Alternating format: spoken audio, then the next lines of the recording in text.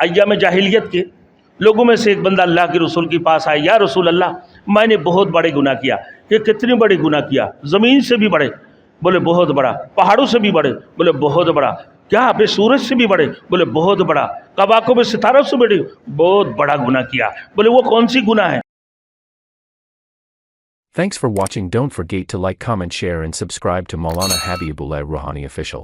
میرے دوستوں، ایک وفد رسول مقبول صلی اللہ علیہ وسلم کے پاس کئی وفد آ چکے ہیں طائف سے کہ یا رسول اللہ صلی اللہ علیہ وسلم ہم آپ کے اوپر اور اللہ کی قرآن کے اوپر، رسالت کے اوپر اور وحدہ لا شریک لہ یعنی اللہ کی توحید کے اوپر ہم ایمان لے کر آنے کے لیے تیار ہیں۔ تو بولے ماشاءاللہ بھائی آپ تیار ہو گئے۔ بولے لیکن ایک شرط ہے۔ بولے وہ کیا ہے؟ بولے ہم نماز قائم نہیں کریں گے، ہم روزہ نہیں، زکوٰۃ ادا نہیں کریں گے، ہم روزہ نہیں رکھیں گے۔ اللہ کے رسول نے فرمایا ایسے ایمان لانے کا کوئی فائدہ نہیں ہے، آپ ایمان نہ لاؤ تو بہتر ہے۔ ایسے ایمان لانے کا کوئی فائدہ نہیں ہے۔ جو ایمان لے کر آئے پھر نماز نہ پڑھے، ایمان لے کر آئے روزہ نہ رکھے، ایمان لے کر آئے زکوٰۃ نہ دے، تو پھر یہ کیسے مسلمان ہیں؟ کیسے میرے دوستوں ایمان والے ہیں؟ میرے دوستوں آگے دیکھیں، اللہ نے فرمایا کہ یہ لوگ عالم بلا سے کیا باتیں سن کر آتی ہیں کہ وہی الہی، رسالت یا قرآن کی کوئی ضرورت نہیں ہے ان لوگوں کو، یہ ڈائریکٹ براہ راست اللہ سے سن کر آتے ہیں اور یہ پھر نافذ کرتے ہیں۔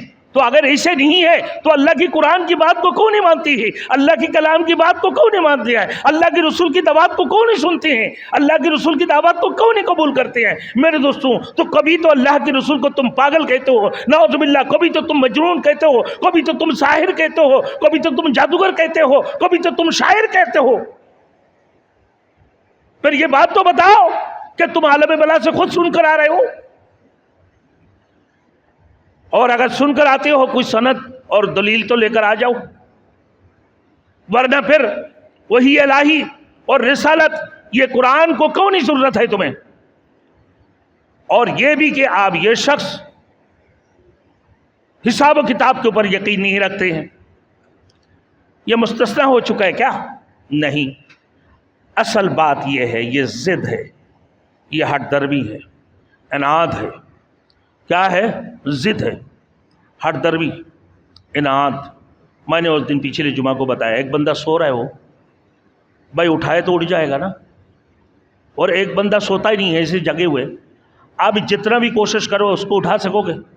ارے وہ تو جان بوجھ کے کر رہے بھائی، وہ ضد ہے اس کا، وہ اس کی اناد ہے، اس کی ہٹ درمی ہے، مجھے اٹھنا نہیں ہے، مجھے اٹھنا نہیں ہے، اور مجھے سمجھنا ہی نہیں ہے۔ تم جتنا بھی سمجھاؤ مجھے کچھ نہیں سمجھ آتی۔ ارے سمجھ آئیں گے اس صورت میں جب سمجھنے کی کوشش کرو گے۔ میرے دوستوں کہ تمہیں سمجھنا نہیں ہے، تمہارے ضد ہے، تمہارے ہٹ درمی ہے، تمہارے اناد ہے، پھر کیسے سمجھو گے تم؟ کون سمجھا سکتا ہے تمہیں؟ آگے دیکھیں میرے دوستوں، انکار کی دیگر وجوہات۔ اللہ نے فرمایا اگر اللہ نے مشرکین کی ایک جماعت، مشرکین کی ایک اور حماقت کا ذکر فرمایا، وہ خود اپنے لیے لڑکی پسند نہیں کرتے، خود اپنے لیے لڑکیاں پسند نہیں کرتے۔ ایام جاہلیت کے دور میں لڑکیوں کو زندہ درگور کر دیتے تھے۔ اللہ کے رسول کے پاس ایک جاہل، ایام جاہلیت کے لوگوں میں سے ایک بندہ اللہ کے رسول کے پاس آیا، یا رسول اللہ میں نے بہت بڑے گناہ کیا۔ کہ کتنے بڑے گناہ کیا؟ زمین سے بھی بڑے؟ بولے بہت بڑا۔ پہاڑوں سے بھی بڑے؟ بولے بہت بڑا۔ کیا اپنے سورج سے بھی بڑے؟ بولے بہت بڑا۔ کواکب میں ستاروں سے بڑے؟ بہت بڑا گناہ کیا۔ بولے وہ کون سی گناہ ہے؟ بولے یہ گناہ ہے، میں نے اپنے بیٹی کو زندہ درگور کر دیا۔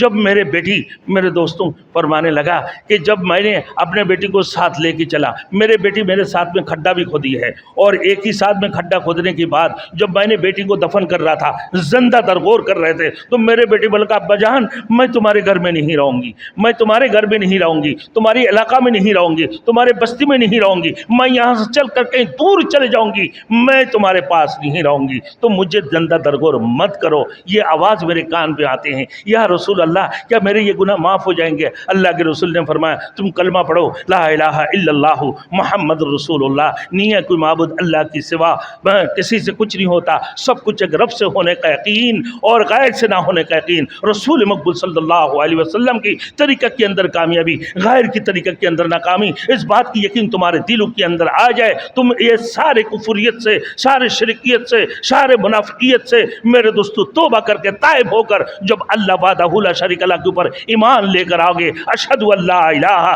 الا اللہ و اشہد ان محمد عبدہ و رسولہ کہ میں گواہی دیتا ہوں کہ اللہ کے ساتھ اللہ کے سوا کوئی عبادت کی لائق نہیں ہے، وہ اللہ اکیلا اور تنہا ہے، اب محمد رسول اللہ صلی اللہ علیہ وسلم اللہ کی رسول اور اس کی بندے ہیں۔ جب یہ تم یقین کر لو گے، یہ کلمہ پڑھ لو گے، اللہ تمہارے زندگی کی جتنے بھی گناہ کی تم نے، پہاڑ سے بھی بڑے ہو، آسمان سے بھی بڑے ہو، سورج سے بھی بڑے ہو، پوری کائنات سے بڑے ہو، تو اللہ اتنا بڑے گناہوں کو بھی بخشش فرما دیں گے۔ تو میرے دوستو یہ کلمہ پڑھنے سے اللہ بخش دیتے ہیں۔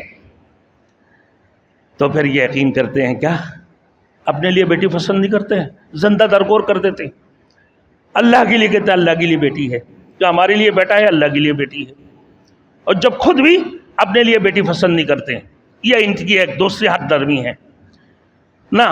تو تم نے یہ کیسے بونلی تقسیم کر رکھی ہو کہ جس صنف کو اپنے لیے پسند نہیں کرتے اس سے اللہ تعالیٰ کے ساتھ منسوب کرتے ہو؟ حالانکہ پروردگار عالم ان تمام چیزوں سے پاک پاکیزہ ہے، اللہ ان تمام چیزوں سے پاک پاکیزہ ہے۔